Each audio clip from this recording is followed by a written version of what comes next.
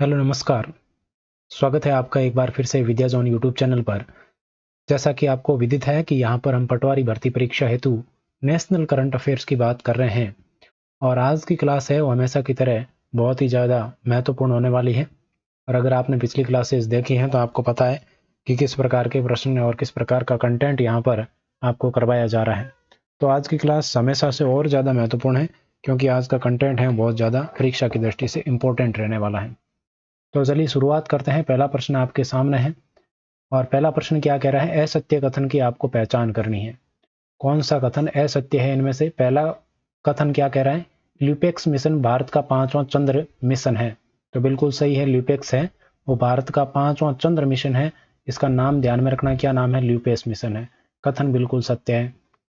असत्य आपको बताना है। इससे यह इसरो और जापान की भागीदारी से लॉन्च किया जाएगा। बिल्कुल सही बात है। इसमें किस किस की भागीदारी है? इसरो जो कि भारत की अंतरिक्ष एजेंसी है, और जापान की अगर एजेंसी की बात करें तो वो कौन सी है? जाक्सा। जाक्सा के नाम से हम इसको याद रख सकते हैं। तो जापान की और इसरो की भागीदारी से इसको लॉन्च किया जाएगा। दूसरा कथन भी बिल्कुल सही है। तीसरा कथन है, ये चंद्रमा की सतह पर 10 दिन रह सकता है। तो इसकी अवधि रहेगी चंद्रमा की सतह पर कितने दिन की? 100 दिन तक ये चंद्रमा की सतह पर रहेगा। और ये चंद्रमा के दक्षिणी ध्रुव पर, कौन से? चंद्रमा के, चलो नीचे कथन में लिखा हुआ है, इसका उद्देश्य है चंद्रमा के दक्षिणी ध्रुव पर। यहाँ पर दक्षिणी ध्रुव लिखा हुआ है, ये आपको ध्यान में रखना है। ये थोड़ा कोई टेक्निकल इश्यू के कारण ऐसा हुआ है, सही छपा नहीं।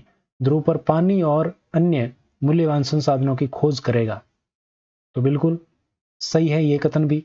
तो आपका गलत कथन कौन सा हुआ? तो गलत कथन हुआ सी ऑप्शन। सी ऑप्शन आपका ठीक आंसर हो जाएगा। ठीक है, बात समझ में आई? तो क्या है कि ल्यूपेक्स मिशन है, भारत का 5वां चंद्र मिशन है, ये आपको ध्यान में रखना है। इसरो और जापान की भागीदारी से इसको लॉन्च किया जाएगा। चंद्रमा की सतह पर 100 दिन तक ये रहेगा। 10 दिन नहीं, चंद्रमा की सतह पर कितने दिन रहेगा? 100 दिन तक ये वहां पर रहने वाला है। ये आपको ध्यान में रखना, 100 दिन। और इसका उद्देश्य क्या है कि दक्षिणी ध्रुव पर जो है पानी की खोज करेगा। मुख्य उद्देश्य यही है। आगे बढ़ते हैं, बात करते हैं अगले प्रश्न की। चंद्रयान 4 कब लॉन्च किया जाएगा? तो चंद्रयान 4, अभी ये चंद्रयान 5 है ना, ये तो बहुत आगे की बात है। इसके लिए अभी ये समझौता हुआ है, उसकी बात कर रहे हैं। लेकिन चंद्रयान 4 की अगर बात करें तो ये आपको ध्यान में रखना, चंद्रयान 4। तो इसके बारे में सामान्य सी जानकारी मैं आपको बता देता हूँ। ये चर्चा में है चंद्रयान 4 भी। तो इसकी हाल ही में मंजूरी दी गई है। कब? तो मंजूरी कब मिली है? तो ये आपको ध्यान में रखना, 18 सितंबर को मंजूरी मिली है। 18 सितंबर 2024 को इसको मंजूरी दी गई है। ये आपको ध्यान में रखना है, किसके द्वारा? भारत सरकार के द्वारा मंजूरी दी गई है। ठीक है, चंद्रयान 4 2027 में लॉन्च किया जाएगा। ये चंद्रयान 4 है वो कब लॉन्च किया जाएगा? 2027 में लॉन्च किया जाएगा। ठीक है, और इसकी अगर बात करें तो इसमें अगर 3 अलग अलग मॉड्यूल होंगे, इसमें आपको ये ध्यान में रखना है। 2023 में हमने चंद्रयान भेजा था, चंद्रयान 3, उसमें भी 3 मॉड्यूल थे। उसमें एक था प्रोपल्सन मॉड्यूल, लैंडर और रोवर थे। तो इसमें भी आपके 3 मॉड्यूल होंगे अलग अलग। ठीक है, अगर हम बात करें चंद्रयान 3 की, तो ये आपको पता होगा चंद्रयान 3 के बारे में, जिसमें हमने क्या क्या भेजा था? लैंडर, रोवर और प्रोपल्सन मॉड्यूल भेजा था। ठीक है, आगे बढ़ते हैं। तो यहाँ पर चंद्रयान 4 कब लॉन्च किया जाएगा? 2027 में लॉन्च किया जाएगा। डी ऑप्शन बिल्कुल करेक्ट हो जाएगा। अगर चंद्रयान 3 की बात करें तो वहां पर आपको क्या ध्यान में रखना है? वहां पर लैंडर, रोवर और क्या थे? प्रोपल्सन मॉड्यूल थे। इसमें भी ऐसा ही होगा। और 2000 चंद्रयान 2 की अगर बात करें तो ये भी चंद्रयान सतह पर उतरा था, दक्षिण ध्रुव पर। और इसमें ऑर्बिटर, लैंडर विक्रम और रोवर क्या था? प्रज्ञान था। ठीक है, ये आपको ध्यान में रखना है। आगे बढ़ते हैं अगले प्रश्न की तरफ। अगला प्रश्न है अग्निबाण सॉर्टेड। ये इस प्रकार के प्रश्न है सारे आज, जो कि इंपॉर्टेंट होते हैं। तो अग्निबाण सॉर्टेड की बात करें, वन मिशन के संदर्भ में कौन सा कथन असत्य है? यहाँ पर भी कौन सा कथन पूछा? असत्य कथन पूछा आपसे। तो इसे अग्निकुल कॉस्मोस ने प्रक्षेपित किया है। ये क्या है? अग्निकुल कॉस्मोस क्या है? ये एक कंपनी का नाम है।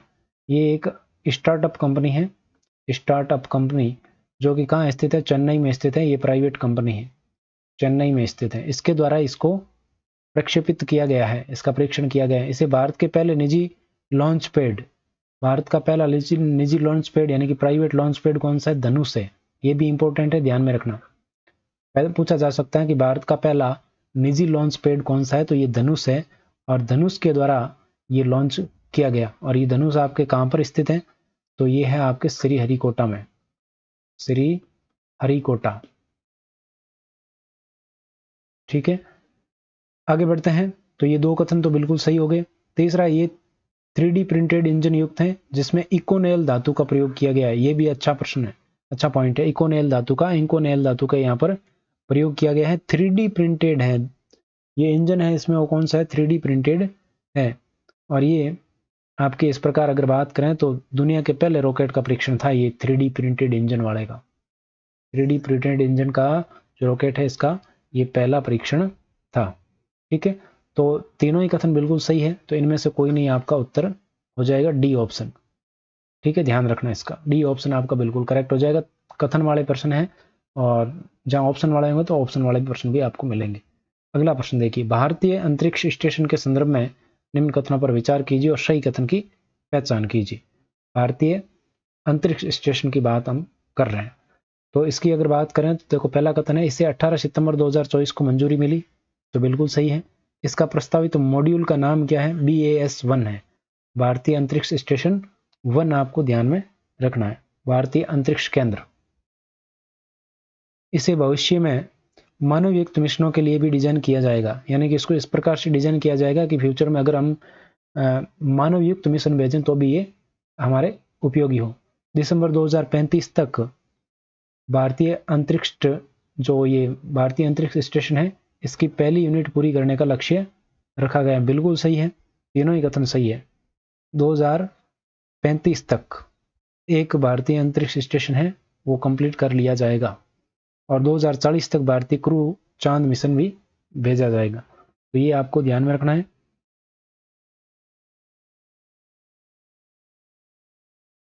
दिसंबर 2028 तक, 35 तक नहीं, दिसंबर 2028 तक, ये आपको ध्यान में रखना, दिसंबर 2028 तक भारत ने इसकी पहली इकाई को शुरू करके पूरा किया जाएगा। पूरा किया जाने का लक्ष्य कब तक है, 2028 तक। तो आपको ये मॉड्यूल है ना इसका, ये सबसे महत्वपूर्ण है, ये ध्यान में रखना है। तो पहला और दूसरा कथन सही हो गया, तीसरा कथन गलत हो गया, केवल ए और मतलब ए ऑप्शन आपका आंसर हो जाएगा, 1 और 2। अभी हम अगर बात करें तो अभी आपके इंटरनेशनल यानी कि अंतरिक्ष स्टेशन है वो अंतर्राष्ट्रीय स्तर का है, और ये आपके 1998 को लॉन्च किया गया था। ये आपको सबसे बड़ा मानव निर्मित ऑब्जेक्ट है ये अंतरिक्ष में अभी तक। और ये किसके द्वारा भेजा गया था, तो ये आपके NASA, Roscosmos, European space agency, JAXA, Canada की एजेंसी, इन सब ने मिलकर भेजा है।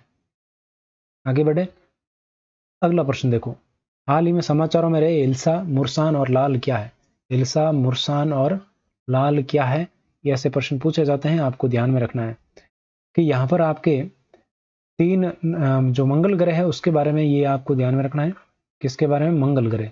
और मंगल ग्रह के हाल ही में 3 नए क्रेटर खोजे गए हैं, 3 नए क्रेटर खोजे गए हैं। किसने खोजे हैं, 3 नए क्रेटर खोजे, किसने खोजे, तो ये खोजे हैं PRL एजेंसी ने। ये एक लेबोरेटरी है, PRL रिसर्च लेबोरेटरी कहां पर स्थित है, अहमदाबाद में, अहमदाबाद। इसके द्वारा ये खोजे गए हैं 3 नए क्रेटर, जिसका नाम क्या क्या है, इल्सा, मुर्सान और लाल। तो इल्सा आपके कहां पर स्थित है, देखो इसके बारे में थोड़ी बात करते हैं। इल्सा, इल्सा आपके बिहार में स्थित एक जगह का नाम है, बिहार में स्थित एक जगह का नाम है हिल्सा।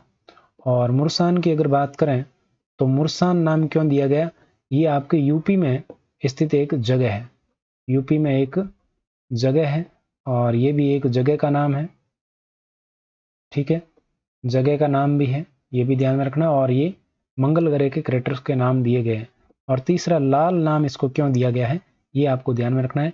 और लाल इसलिए दिया गया जो PRL लेबोरेटरी है, इसके पूर्व निदेशक थे, इसके पूर्व निदेशक जिनका नाम क्या था, जिनका नाम था देवेंद्र लाल, देवेंद्र लाल। देवेंद्र लाल के नाम पर इसका नाम लाल रखा है। तो इल्सा, मुर्सान और लाल क्या है, मंगल ग्रह पर खोजे गए नए क्रेटर्स हैं, ये आपको ध्यान में रखना है। आगे बढ़े, अगला प्रश्न, ग्रह वाले प्रश्न आपसे पूछे जा सकते हैं। अगला प्रश्न देखो, असत्य पूछा है, असत्य नहीं है। असत्य नहीं मतलब क्या होगा? सत्य। तो सत्य कथन आपको ढूंढना है। क्या है? जीसैट 20 भारत का प्रथम संचार गृह उपग्रह है जिसे स्पेस एक्स के फाल्कन 9 रॉकेट द्वारा लॉन्च किया गया। जीसैट उपग्रह के परीक्षण के लिए आपके स्पेस एक्स के साथ जनवरी में 2024 में समझौता हुआ था, तो ये आपको ध्यान में रखना है। तो ये भारत का प्रथम संचार उपग्रह है और फाल्कन 9 के द्वारा इसको अभी नवंबर में लॉन्च किया गया। कब लॉन्च किया गया? तो ये आपके नवंबर 2024 में नवंबर में लॉन्च किया गया। पहला कथन सही है। इसे जियोसिंक्रोनस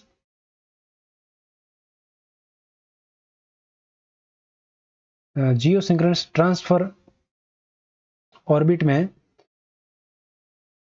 इसको स्थापित किया गया है। इसका जीवन काल 14 वर्ष होगा। बिल्कुल सही है।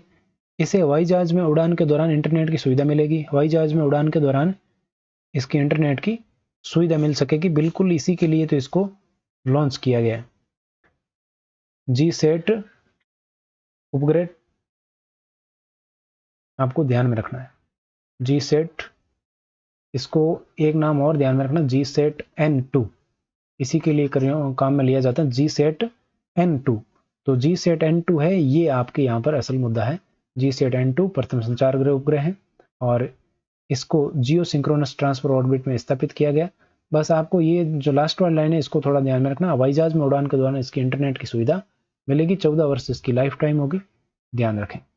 तो ठीक है, तो यहाँ पर आपसे पूछा असत्य नहीं, मतलब असत्य नहीं, गलत नहीं है तो सही होना चाहिए।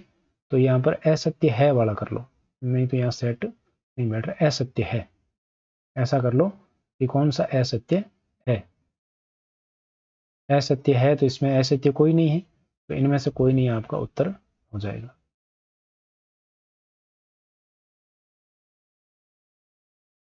डी ऑप्शन आपका उत्तर हो जाएगा। आगे ध्यान रखें, ठीक है। अगला प्रश्न, निम्न में से 2024 में पीएसएलवी मिशन कौन कौन से हैं? 2024 में भेजे गए पीएसएलवी मिशन, तो पीएसएलवी C58 की अगर बात करें तो ये 1 जनवरी को भेजा गया, 1 जनवरी 2024 को। ये क्या है? ये एक्सपोसैट सैटेलाइट को लेकर गया है पीएसएलवी मिशन के तहत। किसको? एक्सपोसैट को लेकर गया है। एक्सरे पॉलीमीटर सैटेलाइट, इसको क्या कहते हैं? एक्सरे पॉलीमीटर सैटेलाइट कहते हैं। ये क्या है? खगोलीय वेधशाला है, खगोलीय वेधशाला। देखो थोड़ा समझ में आना आपको दिक्कत हो सकती है क्योंकि ये इसी प्रकार का कंटेंट है, ठीक है। ये खगोलीय वेधशाला है, ये आपको ध्यान में रखना है।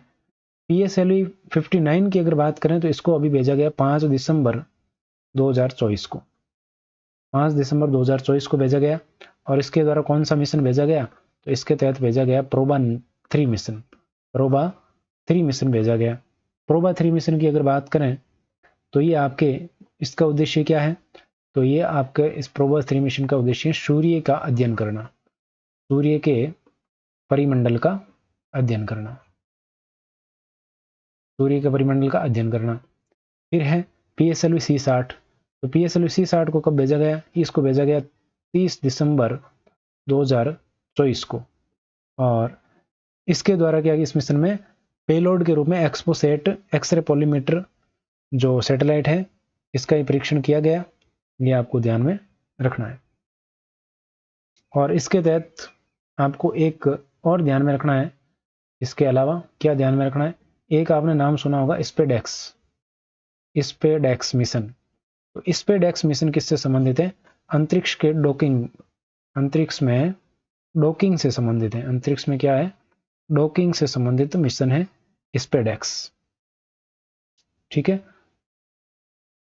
ये जो पीएसएलवी C60 है ये चमकीले खगोलीय ग्रह हैं उनका अध्ययन करेगा और तो भारत का ये पहला मिशन है ऐसा। तो उपयुक्त तो सभी अभी दिसंबर 2024 के अंदर भेजे गए हैं, 58, 59 और 60, ठीक है। आगे बढ़ते हैं। अगला है कथनों पर विचार कीजिए और सही कथन का आपको चयन करना है कूट के माध्यम से। तो यहाँ पर पहला कथन है PS4 इसरो द्वारा तमिलनाडु के महेंद्रगिरी से लॉन्च किया गया। PS4 क्या है? ये एक 3D प्रिंटेड रॉकेट इंजन है और इसरो के द्वारा इसको महेंद्रगिरी से सफलतापूर्वक लॉन्च किया गया। अब महेंद्रगिरी कहाँ है? तमिलनाडु में। ये भी आपको ध्यान में रखना है, ये लॉन्चिंग जो स्थल है। ठीक है, ये क्या करेगा? ये आप इस इंजन का उपयोग किया जाएगा पीएसएलवी के अंदर। पीएसएलवी के अंदर इस इंजन का उपयोग किया जाएगा। इसमें एडिप्टिव मैन्युफैक्चरिंग और 3D प्रिंटिंग तकनीक का इस्तेमाल किया गया है। पहला कथन सही है, दूसरा कथन भी सही है। PS4 नामक इस इंजन का उपयोग पीएसएलवी में किया जाएगा, बिल्कुल सही है। ये कच्चे माल की 97% बचत करता है और प्रोडक्शन टाइम को 60% कम करता है। तो ये आपको ध्यान में रखना है। तो इसमें चारों ही कथन सही है, बिल्कुल 1 2 3 4 सभी सही है। सी ऑप्शन आपका उत्तर हो जाएगा। आपसे पूछा जा सकता है PS4 क्या है? तो ये एक 3D प्रिंटिंग तकनीक वाला इंजन है। क्या है? इंजन का नाम है। ये रॉकेट का इंजन है PS4 और इसको तमिलनाडु से लॉन्च किया गया। आपको बस इतना ही ध्यान में रखना है कि ये एक तो 97% बचत करता है, इसका उपयोग पीएसएलवी में किया जाएगा और ये एक इंजन है। ठीक है, आगे बढ़ते हैं। कार्टोसैट 2 क्या है? कार्टोसैट 2 क्या है? तो कार्टोसैट 2 एक सैटेलाइट है। क्या है? एक सैटेलाइट था और ये सैटेलाइट हाल ही में इसका लाइफ है वो समाप्त हो गई थी, तो इसमें हिंद महासागर में इसको डाल दिया गया, यानी कि इसको समाधि दे दी गई। ये आपके कार्टोसैट 2, यानी कि ये 2 का मतलब है ये सेकंड जनरेशन का सैटेलाइट था। तो ये कोई दिक्कत नहीं, 2007 में इसको लॉन्च किया गया था, ऐसी लाइफ टाइम कंप्लीट हो गई, इसलिए इसको अभी खत्म हो गया ये। अगला प्रश्न देखो, भारत का पहला एनालॉग अंतरिक्ष मिशन कहाँ लॉन्च किया गया है? इसरो के द्वारा। किसके द्वारा ये मिशन है? वो एनालॉग मिशन। ये एनालॉग मिशन किसने लॉन्च किया? तो ये लॉन्च किया है इसरो ने। इसरो के द्वारा लॉन्च किया गया। कहाँ लॉन्च किया गया? तो ये आपको ध्यान में रखना है। कहाँ लॉन्च किया गया? लद्दाख में लॉन्च किया गया। ठीक है, ये उसका उद्देश्य क्या है कि पृथ्वी से परे एक बेस स्टेशन स्थापित करने की चुनौतियां क्या क्या है उसको पता लगेगा। जो है भाई पृथ्वी से दूर है, जीवन अनुकरण करना, आवास में, अंतर्ग्रहीय आवास में जीवन का अनुकरण करना, यानी कि कहाँ जीवन संभव हो सकता है और इसका विकास है वो किस किस के द्वारा किया गया। तो इसमें कई लोग शामिल हैं, जैसे लद्दाख यूनिवर्सिटी, आईआईटी बॉम्बे और इस प्रकार कई लोग हैं, तो आपको ध्यान रखने की आवश्यकता नहीं है। आप बस इतना ध्यान में रखें कि एनालॉग अंतरिक्ष मिशन है उसको कहाँ शुरू किया गया है। तो इसको शुरू किया गया है लद्दाख के अंदर। बी ऑप्शन आपको बिल्कुल करेक्ट हो जाए। किसने शुरू किया? इसरो ने शुरू किया। आगे बढ़ते हैं। अगला प्रश्न देखो, पॉलीमर इलेक्ट्रोलाइट में मेम्ब्रेन, ये क्या है? पॉलीमर इलेक्ट्रोलाइट मेम्ब्रेन है, यहां पर लिखें मेम्ब्रेन। ये कुछ तकनीकी कारणों से मेम्ब्रेन सही नहीं लिखा गया। तो मेम्ब्रेन ईंधन सेल को अंतरिक्ष में निर्धारित करने के लिए कौन सी तकनीक का परीक्षण किया गया है? ये एक फ्यूल सेल तकनीक है। क्या है? फ्यूल सेल तकनीक है और इसका जो परीक्षण है वो आपके किया गया PSLV C58 के द्वारा। इसके द्वारा PSLV C58 के द्वारा इसका परीक्षण किया गया और इसका उद्देश्य क्या है कि भविष्य में जो भी मिशन होगा उसके लिए डेटा इकट्ठा करना और डिजाइन बनाने में जिससे सुविधा होगी। तो ये आपके कौन सी तकनीक है? फ्यूल सेल तकनीक है, जिसके द्वारा पॉलीमर इलेक्ट्रोलाइट मेम्ब्रेन ईंधन शेल को अंतरिक्ष में निर्धारित करने के लिए बनाया गया। ठीक है, PSLV C58 के द्वारा इसका परीक्षण किया गया, ध्यान रखें। आगे बढ़ते हैं। अगला है, इसरो का दूसरा स्पेस पोर्ट कहां बनाया जा रहा है? स्पेस पोर्ट इसरो का कहां बनाया जा रहा है? तो ये बनाया जा रहा है तमिलनाडु के अंदर। दूसरा स्पेस पोर्ट इसरो का पहला और एकमात्र है अभी सतीश धवन अंतरिक्ष केंद्र, जो कि कहाँ है? आंध्र प्रदेश के श्रीहरिकोटा में स्थित है। आंध्र प्रदेश के श्रीहरिकोटा में स्थित है और हरिकोटा में कौन सा है? सतीश धवन। सतीश धवन। ये तमिलनाडु में कहाँ बनाया जा रहा है? तो थूथुकुड़ी में बनाया जा रहा है। जगह का नाम है थूथुकुड़ी। थूथुकुड़ी जिले के अंदर बनाया जा रहा है और पूरी जगह का नाम आपको ध्यान में रखने की आवश्यकता नहीं है, वो कुलशेखरपट्टिनम है। ध्यान में रखो तो रख लेना, कुलशेखरपट्टिनम। यहाँ पर ये दूसरा स्पेस स्पोर्ट है बनाया जा रहा है। तो स्पेस पोर्ट तमिलनाडु में बन रहा है, थूथुकुड़ी में, इसरो का। आगे बढ़ते हैं।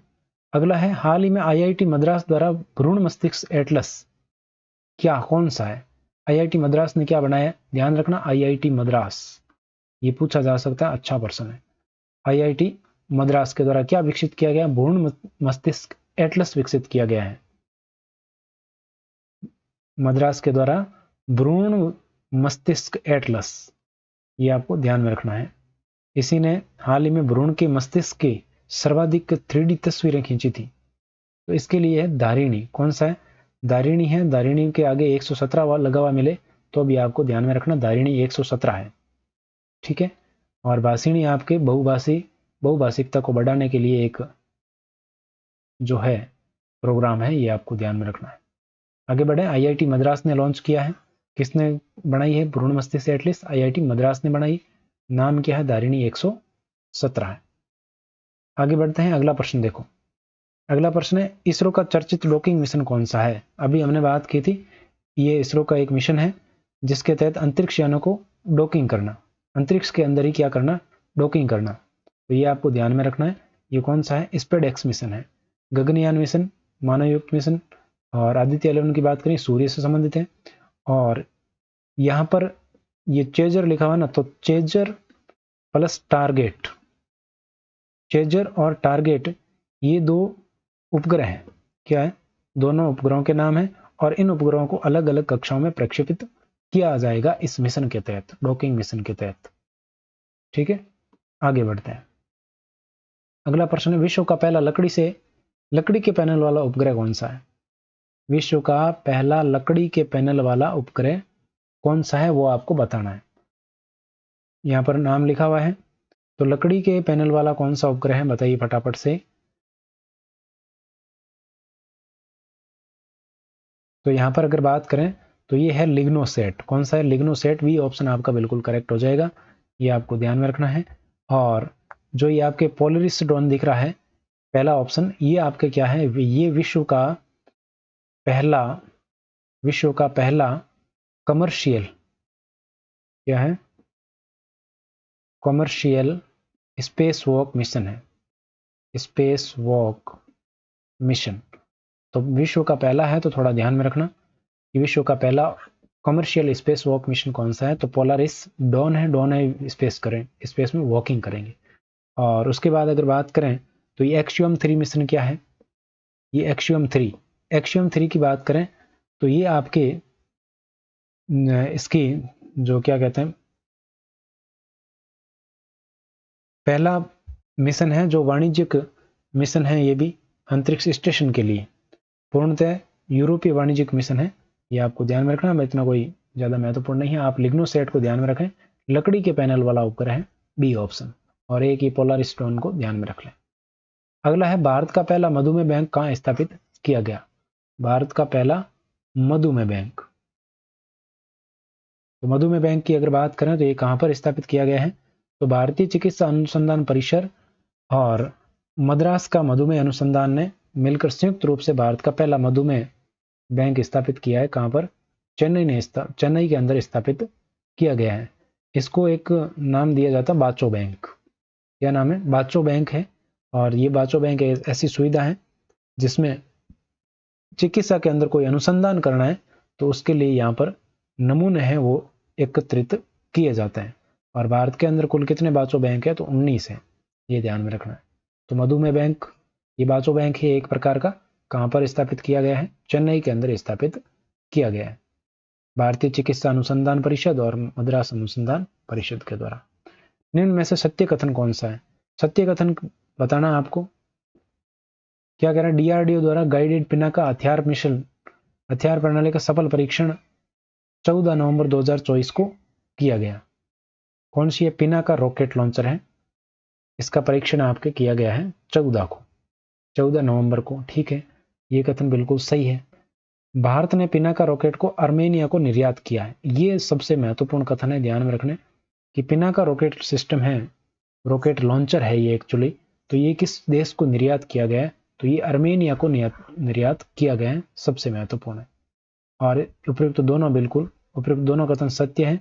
इसका परीक्षण 7 चरणों में नहीं, इसका परीक्षण 3 चरणों के अंदर किया गया है। कितने चरणों में? 3 चरणों में किया गया।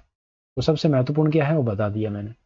अगला प्रश्न देखिए, VLSRSAM ये चर्चित है, VLSRSM, तो ये आपके क्या है आपको ये बताना है। तो यहाँ पर अगर बात करें तो ये सतह से हवा में मार करने वाली मिसाइल है। क्या है? सतह से हवा में मार करने वाली मिसाइल है। इसका निर्माण DRDO और भारत डायनेमिक्स लिमिटेड ने मिलकर किया है। बिल्कुल सही है, दोनों कथन सही है। और इसका परीक्षण पोखरण रेंज में किया गया, तो पोखरण रेंज में इसका परीक्षण नहीं किया गया है, ये कथन आपका सही नहीं है, सी ऑप्शन उत्तर हो जाएगा। तो इसका परीक्षण कहाँ किया गया? तो इसका परीक्षण किया गया चांदीपुर रेंज में। कहाँ पर? चांदीपुर। और चांदीपुर कहाँ है? ओडिशा के अंदर है। चांदीपुर ओडिशा में इसका परीक्षण किया गया। अब इसका पूरा नाम है ना, वो आपको ध्यान में रखना है। पूरा नाम क्या है? वी का मतलब क्या है? वर्टिकल। ठीक है। एल से अगर बात करें तो ये है वर्टिकल लॉन्च। और एस की अगर बात करें तो ये है शॉर्ट। क्या है? शॉर्ट यानी कि कम। और आर की अगर बात करें तो आर का मतलब है रेंज। ठीक है। फिर एस की बात करें तो ये है सरफेस। फिर ए की बात करें तो ए का मतलब है एयर। और एम की अगर बात करें तो ये है मिसाइल। ये पूरा नाम भी आपको ध्यान में रखना है, ऐसे प्रश्न पूछे जाते हैं कई बार। तो vertical launch short range surface to air missile है, यानी कि सरफेस मतलब सतह और एयर मतलब हवा, सतह से हवा में मार करने वाली मिसाइल है। इसका परीक्षण किया गया है। और परीक्षण किसके द्वारा किया गया? तो ये एक नौसेना के द्वारा किया गया परीक्षण है। नौसेना ने परीक्षण इसका किया है। ठीक है, आगे बढ़ते हैं। अगला प्रश्न है, हाल ही में DRDO और भारत डायनेमिक्स लिमिटेड द्वारा विकसित परमाणु मिसाइल अग्नि 4 का परीक्षण कहाँ किया गया? अग्नि 4 किसने बनाई है? DRDO ने और भारत डायनेमिक्स ने बनाई है। अभी जो हमने ऊपर बात की थी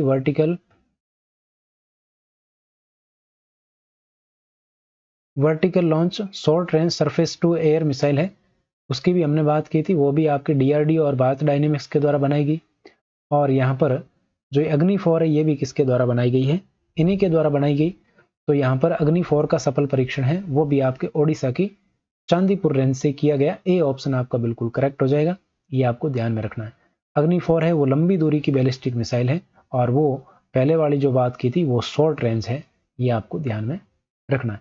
ये आपके अग्नि 4 की अगर बात करें तो ये सतह से सतह पर मार करती है, सतह से सतह पर मार करने वाली है, सतह से सतह पर मार करने वाली। इसका परीक्षण पहला परीक्षण है वो 2011 में ही कर लिया गया था। ठीक है, वो छोटी दूरी की थी। और ये अग्नि 4 है ये लंबी दूरी की है। क्या है? लंबी दूरी के लिए है, ये आपको ध्यान में रखना है। ठीक, लंबी दूरी की मिसाइल है। आगे बढ़ते हैं। और लंबी दूरी मतलब 4000 किलोमीटर। लंबी दूरी का मतलब भी ध्यान रख लेना, छोटी मोटी नहीं, 4000 किलोमीटर है। आगे बढ़ते हैं। अगला प्रश्न आपके सामने है, मिशन दिव्यास्त्र। मिशन दिव्यास्त्र ये किससे संबंधित है बताओ देखें।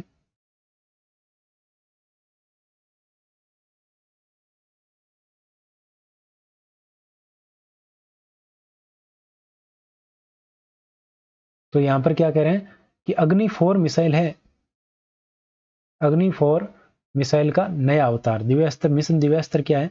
अग्नि 4, सॉरी अग्नि 5, अग्नि 4 की हम बात कर रहे थे। अग्नि 5 मिशन है, उसका नया अवतार है, यानी कि नया रूप है, नया वर्जन है। उसको क्या नाम दिया? दिव्यास्त्र नाम दिया। इसकी मारक क्षमता की अगर बात करें तो इसकी मारक क्षमता पिछली वाले की 4000 किलोमीटर थी, इसकी कितनी है? इसकी 5000 किलोमीटर है। 5000 किलोमीटर मारक क्षमता है इसकी, ये ध्यान में रखना है। ठीक है, ये किसने विकसित की है?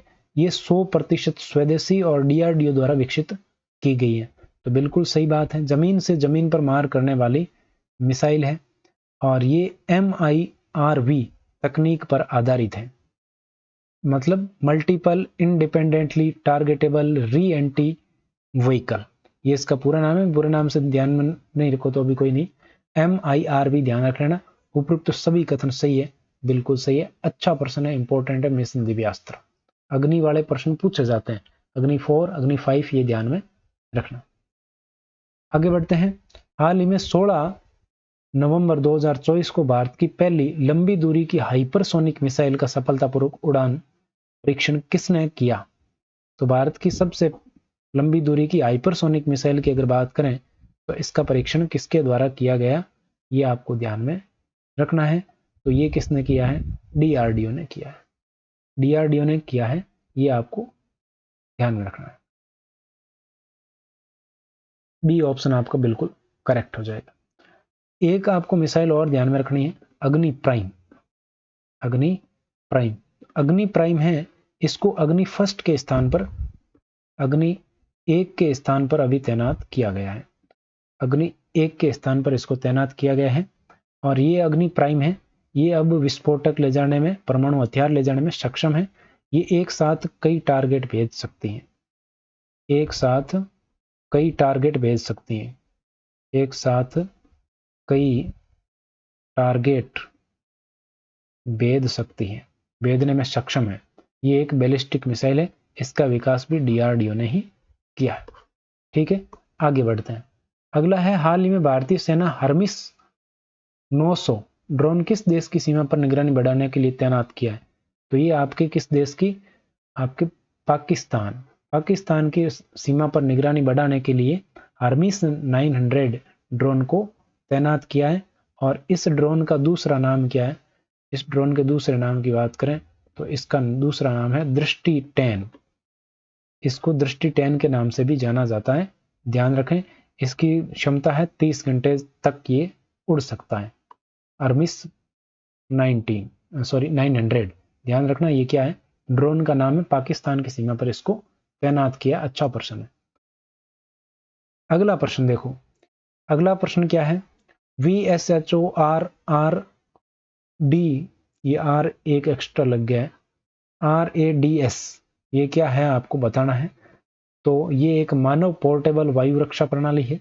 बिल्कुल सही है, यानी कि मनुष्य इसको कहीं भी लेके उठाकर जा सकता है।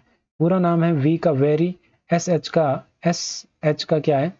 शॉर्ट, SH का क्या है? शॉर्ट, R का रेंज, A का एयर और D का डिफेंस और S का सिस्टम है। Very short range air defence system, यानी कि बहुत ही अति लघु, बहुत ही कम दूरी के लिए इसको काम में लिया जाता है, ये ध्यान में रखना।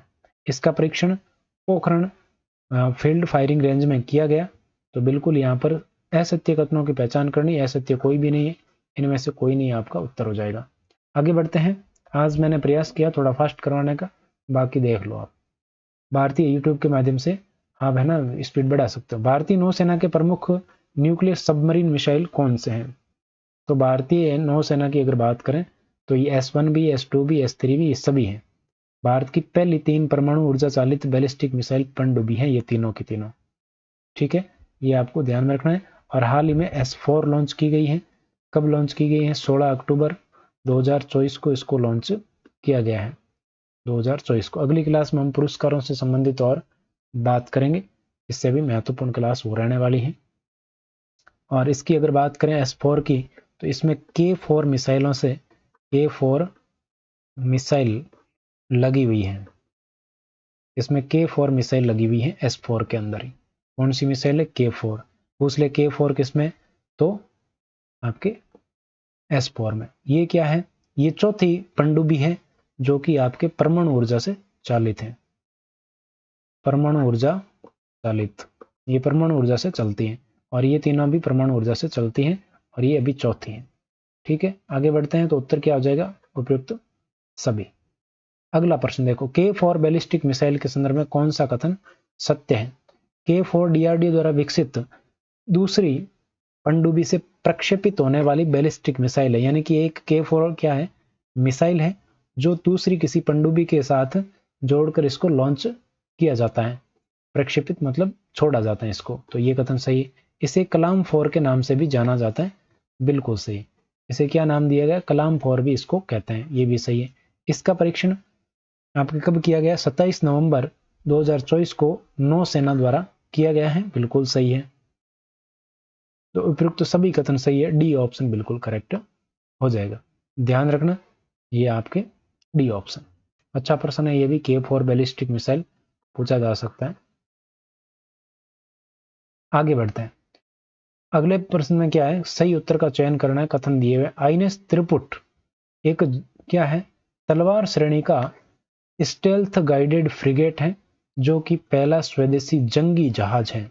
ये सबसे इंपॉर्टेंट प्रश्न है, पूछा भी गया है। त्रिपुट क्या है? तो INS त्रिपुट तलवार श्रेणी के अंतर्गत आता है और ये पहला स्वदेशी जंगी जहाज है और ये किसके लिए बनाया गया है? नौसेना के लिए बनाया गया है, ये भी ध्यान में रखना। नौसेना के लिए किसने बनाया? तो ये बनाया गोवा शिपयार्ड लिमिटेड ने। गोवा शिपयार्ड लिमिटेड द्वारा निर्माण, इसका निर्माण किसने किया? गोवा शिपयार्ड लिमिटेड ने किया। अच्छा, लिखा हुआ है गोवा शिपयार्ड लिमिटेड के द्वारा इसका निर्माण किया गया, तो दोनों कथन सही। इसे अक्टूबर 2024 में नौसेना में शामिल किया गया। बिल्कुल नहीं, अक्टूबर 2026 में इसको शामिल किया जाएगा, अभी तक इसको शामिल नहीं किया गया है। ये एक इसका नाम है ना त्रिपुट, ये एक शक्तिशाली तीर का नाम है, उसी के नाम पर इसका नाम त्रिपुट रख दिया गया है। ये फ्रिगेट है एक तरह का और इसमें अलग अलग श्रेणियां होती हैं, उस श्रेणी के अंदर ही ये आते हैं, जैसे INS तर्कस, त्रिकंद, तबर, त्रिशूल, ये त्रि वाले सारे के सारे तलवार श्रेणी के अंदर आते हैं, ये आपको ध्यान में रखना है। तो आपके कथन 1 और 2 सही है, ए ऑप्शन आपका उत्तर हो जाए। अगला देखो, कौन सा सही सुमेलित नहीं है? ये अब अभ्यास आ गए। क्या है? अभ्यास है, जो सेनाओं के अभ्यास होते हैं उनके प्रश्न है। तो पहला है नसीम अला बहर, तो ये किन किन देशों के बीच होता है? तो ये भारत और ओमान के बीच होता है, ये आपको ध्यान में रखना है।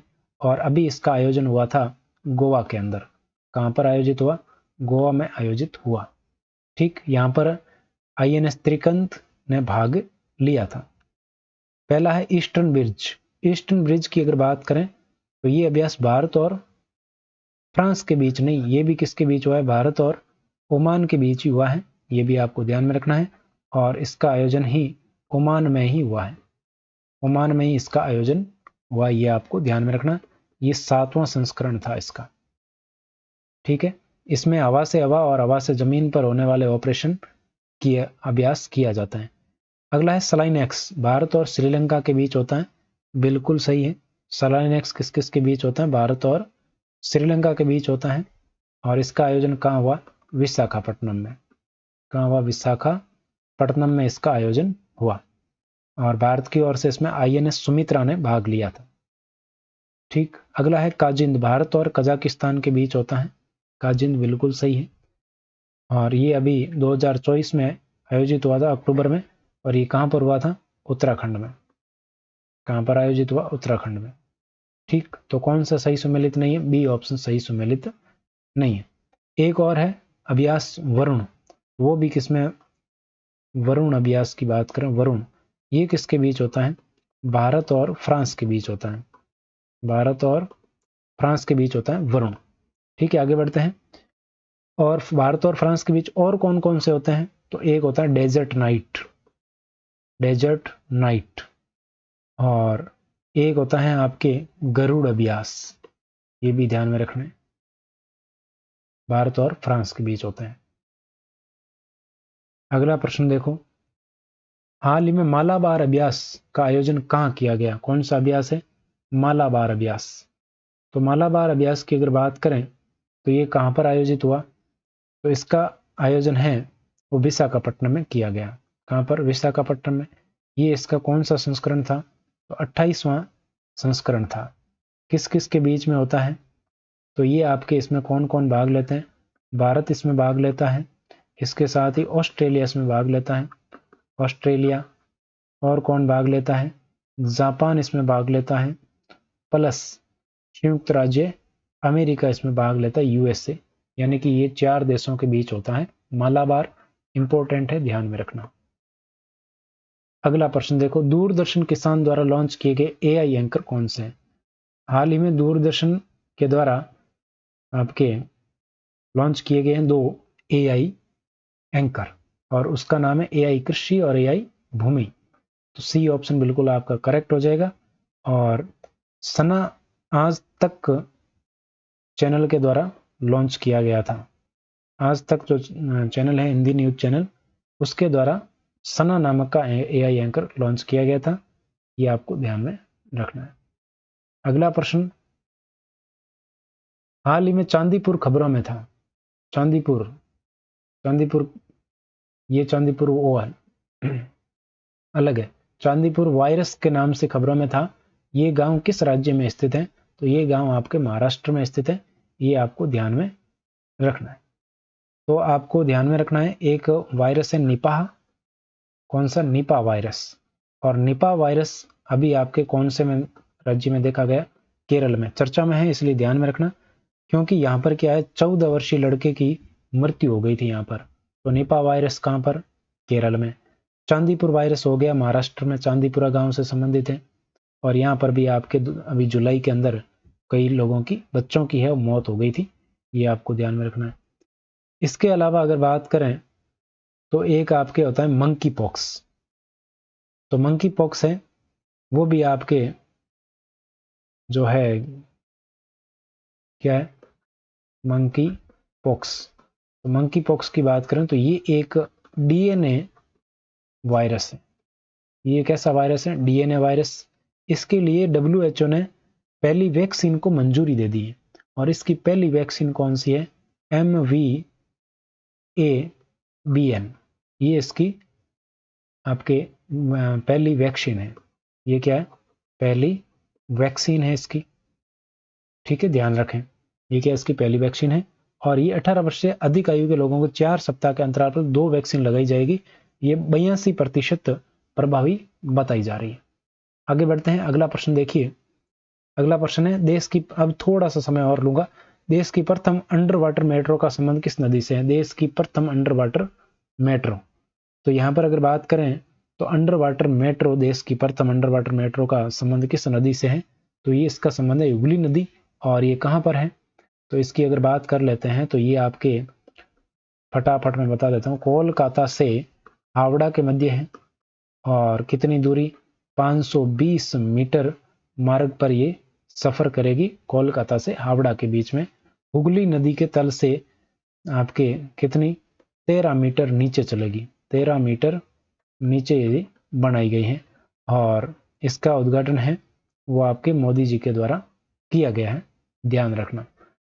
आगे बढ़ते हैं, अगला प्रश्न है असंगत को पहचानिए। एक प्रश्न आपको मैं बता देता हूं कि भारत की पहली स्वदेशी हाइड्रोजन, कौन सी? हाइड्रोजन फ्यूल सेल फेरी, ये आपके कहां पर शुभारंभ हुई है? इसका शुभारंभ हुआ है तमिलनाडु के थूथुकुड़ी में। अभी जो आपके थूथुकुड़ी पहले पड़ा था वही थूथुकुड़ी यहाँ पर भारत की पहली स्वदेशी हाइड्रोजन फ्यूल सेल फेरी है, वो यहाँ पर लॉन्च हुई है। असंगत को पहचानिए। यहाँ पर एक तरफ आपको चक्रवातों के नाम दिए गए हैं और एक तरफ दिया गया है कि इसका नामकरण किसने किया था। तो ये चक्रवात असना है, इससे राजस्थान भी प्रभावित हुआ था। तो ये महत्वपूर्ण है, राजस्थान प्रभावित हुआ, इसका नामकरण किसने किया? पाकिस्तान ने किया। ठीक है, अगला है चक्रवात रेमल। तो रेमल का नामकरण है वो किसने किया? तो रेमल का नामकरण किया ओमान ने। और रेमल का मतलब क्या होता है? रेमल का मतलब होता है रेत। रेमल का मतलब क्या होता है? रेत होता है। चक्रवात दाना, चक्रवात दाना की अगर बात करें तो इसका नामकरण किसने किया? कतर ने किया। किसने किया? कतर ने। अगला क्या है? यागी। कौन सा चक्रवात है? चक्रवात यागी है। ठीक है, तो चक्रवात यागी का नामकरण है वो किसने किया? बताइए, देखें। तो चक्रवात यागी का नामकरण आपके हांगकांग ने नहीं किया है। हांगकांग ने कौन से का किया है? तो यहाँ पर यागी नहीं आकर के हांगकांग ने जो नामकरण है वो किसका किया है? तो हांगकांग ने किया है सान सान का। सान सान चक्रवात है, उसका नामकरण हांगकांग ने किया। डी ऑप्शन आपका उत्तर हो जाएगा। ध्यान में रखना, अच्छा प्रश्न है। अगला है, एक प्रश्न और आपको ध्यान में रखना है कि अभी नामकरण है, भारत के द्वारा एक नामकरण किया गया था। भारत द्वारा नामकरण, भारत द्वारा कौन से तूफान का नामकरण किया गया? तो ये था तेज। तेज चक्रवात है जिसका नामकरण भारत के द्वारा किया गया था, ध्यान में रखना। और इसका तेज चक्रवात का उद्गम कहां से हुआ था? अरब सागर से। कहां से उद्गम हुआ?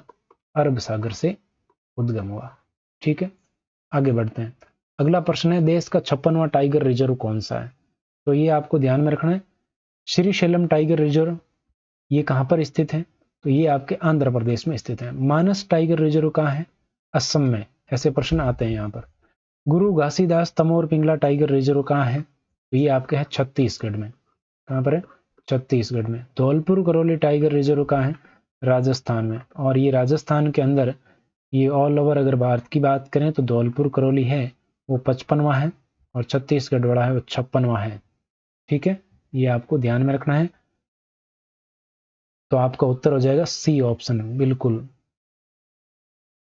आगे बढ़ते हैं। अगला प्रश्न, हाल ही में चर्चित दुड़मा रास गांव किस राज्य में स्थित है? तो ये चर्चा में क्यों था?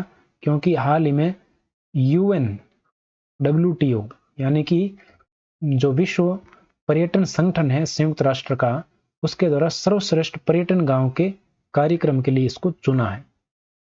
सर्वश्रेष्ठ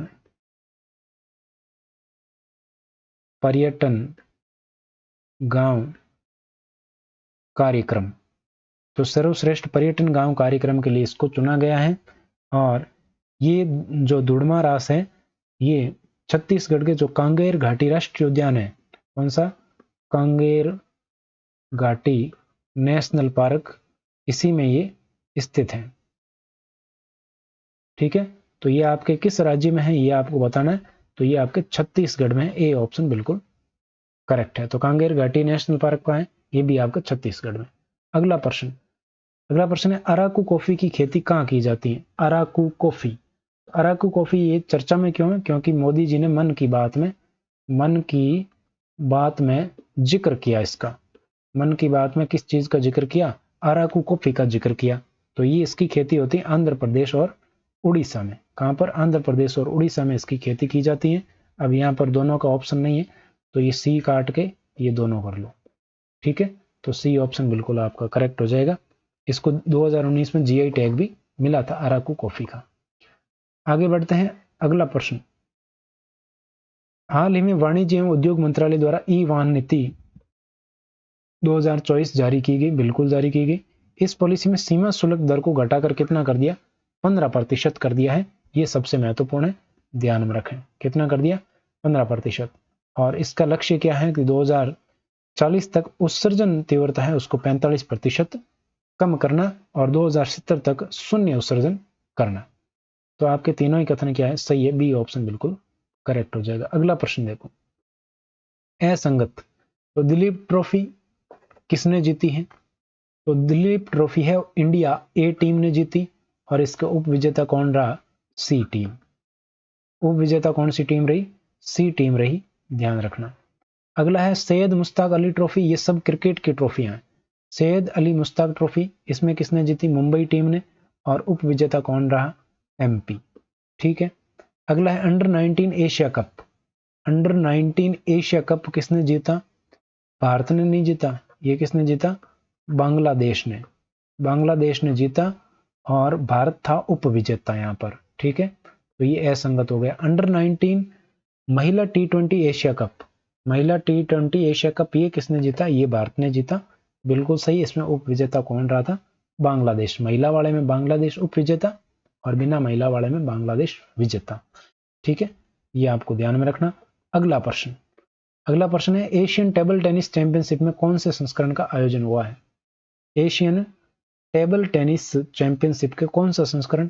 तो ये संस्करण था 27वां संस्करण था। आयोजन आपके कजाकिस्तान में हुआ, ये आपको ध्यान में रखना है। आगे बढ़ते हैं। अगला प्रश्न है हाल ही में चर्चा में रही श्रीजा अकुला। श्रीजा अकुला यहां पर है, ये आपके संबंध किस खेल से? श्रीजा अकुला। तो श्रीजा अकुला का संबंध आपके टेबल टेनिस से है। किससे है?